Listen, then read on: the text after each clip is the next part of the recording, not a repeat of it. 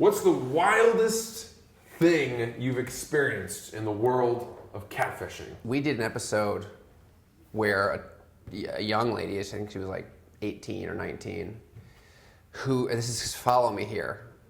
I'm following. This is really sad, but whose father was undiagnosed schizophrenic, and in a terrible tragic fit murdered this girl's mother, who was at the time pregnant with her unborn child. Wait a second. So a girl was like when she was 4 or 5 years old. So it would have been her sister or brother? It would have been her sister. I see. Her sister. I got you.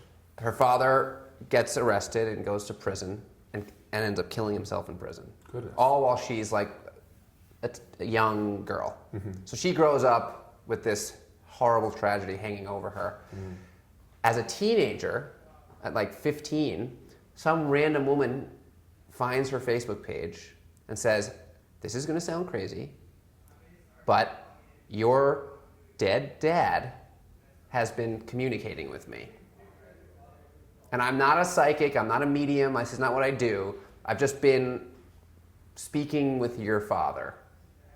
And they become friends online, and she doesn't tell her family for a while, and then her family finds out, and they're of course very skeptical and upset, but like she starts telling her things that make them even believe that this could be possible. But they've never met because they live on the opposite sides of the country. So we brought this girl to meet this woman in Florida, and she proved to this family that she was legit, and we couldn't find anything about her or her claim that was fraudulent or like we had to sort of essentially say it's possible this woman actually has a connection to the afterlife. What? I mean, yeah. What? Wait. My assumption was that someone was using pictures and like social media from that deceased father's whatever, right, and posing as him, no, even though he was dead, and talking to her.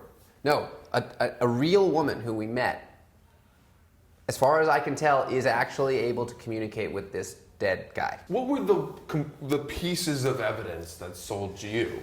Well, there's not a lot of physical evidence, right, clearly, but she was able to tell this girl and her aunt, who knew her brother obviously very well, things about him and his past and their family that no one should have known, certainly not a total stranger. Right.